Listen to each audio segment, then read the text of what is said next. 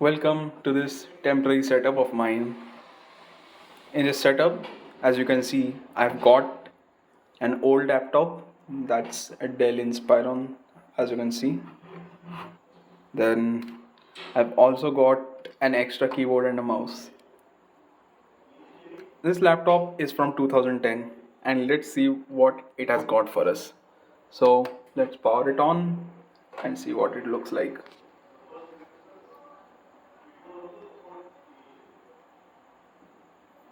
Look, it's booting into Windows 11.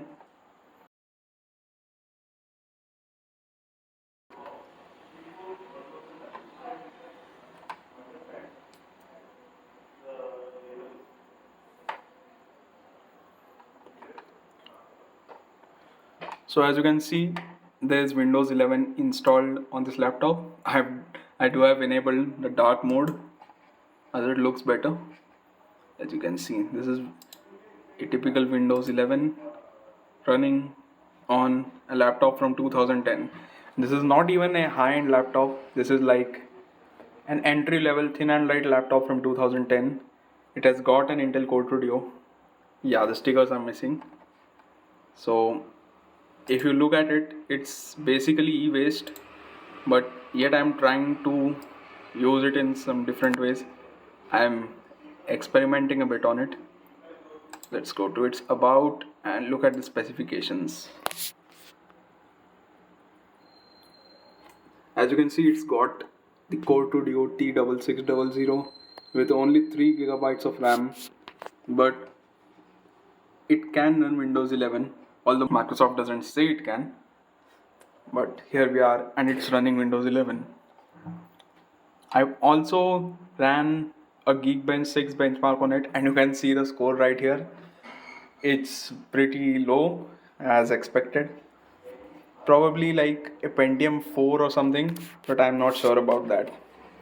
I've been using this laptop for just 2 days on this current setup. The thing that I've noticed with it is that the CPU usage is like consistently very high, and within a few minutes of powering it on, the fan ramps up on this thing and it blows hot air from the sides. Yeah, it heats up quite well. Yeah, it's obvious that it is gonna heat up because the CPU is quite old. And it also has a TDP of what do you say, 35 watts. So it's not a typical thin and light CPU according to today's standards. It goes more in the H series of processors by today's standards. But the thing is, although the CPU is quite weak, it needs like more than 80% utilization just to run Windows 11. Okay, maybe less than that. It still needs 35 watts of power to do these very light operations. That is because this is a 65 nanometer based processor, so it will be like many times more inefficient than modern processors that we have nowadays. Anyways, yeah, and I also got to tell you one more thing, that most to be honest, most of the things that I show you in this video, those are either e-waste or someone else's devices. I mostly don't even show on my devices. I don't even have many devices. I myself just have one smartphone and one gaming laptop, that too for my college work. So yeah, please don't think that I own all of this. Oh, and I totally forgot to tell you that although this laptop is e-waste, I did put an SSD into it to make it a bit faster. The user experience would be like absolutely awful if it would have been, what do you say, a hard disk drive, a typical hard disk drive. I don't think they even make 7200 or 10k RPM hard drives for this laptop. I mean, this basically came fitted in with an, what do you say, 5400 RPM drive. That is like slow. I mean, slow even by Windows 8 standards. Even Windows 8 would run slow on it. I mean, this originally came shipped with Windows 7. It is best if it runs Windows 7, but for the sake of experiments, I'm trying to push it like how newer of a version of Windows can it run.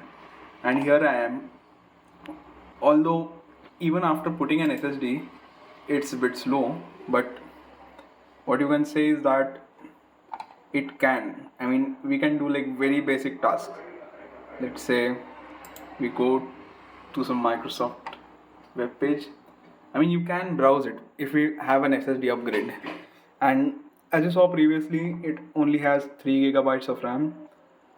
Although it has only 3 gigabytes, it can still, like, you can still open one or two browser tabs and it won't give much hiccups. Okay, let's search for something random. Okay, now I can hear the fan is kicking. Fan has kicked in. It's getting quite hot from the inside. Although I didn't put any temperature monitoring program over here. Never mind. Let's see. I mean, to be honest, even though this is e-waste, you can do like pretty good web browsing on it.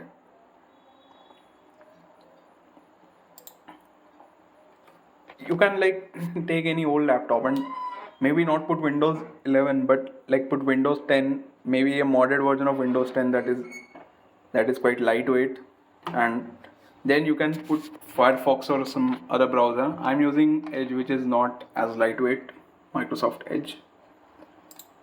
Okay, so yeah, and it's not bad. Like this is the thing that you can say that represents just how much processing power is actually needed to do basic web browsing. We can also play some YouTube videos on it. Just a minute. So here I am running a YouTube video on this thing, and let's see. Currently it's running at 480p.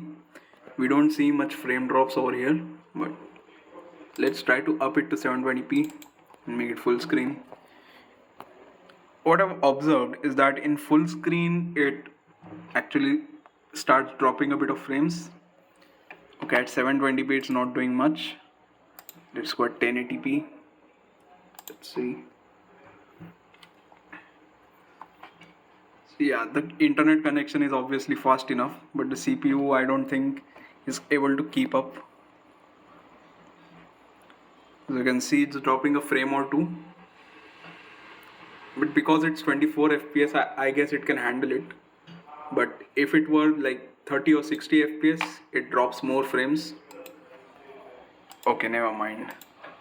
So I was just telling that you can do like basic YouTube viewing also on this thing, although it has such a low processing power.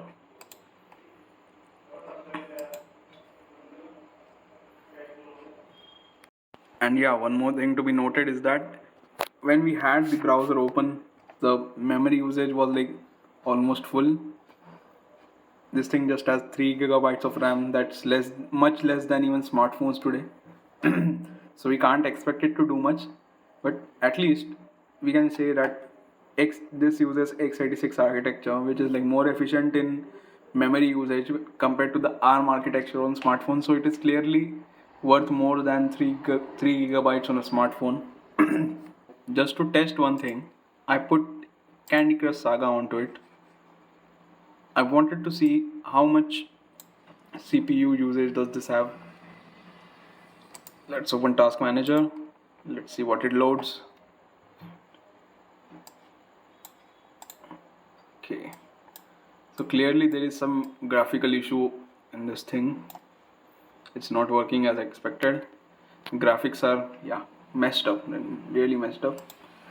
Let's see. But yeah, when I played the demo, the tutorial level, it was playable, but nothing much. Okay, so it's hard to read. Yeah, the background graphics are not working. It's simply displaying a color or what.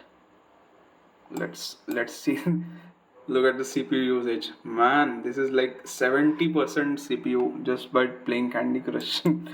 that's like, this is like quite less processing power. And when the visual effects are when more visual effects are into play, they increase the CPU usage even more. Damn, man, this thing.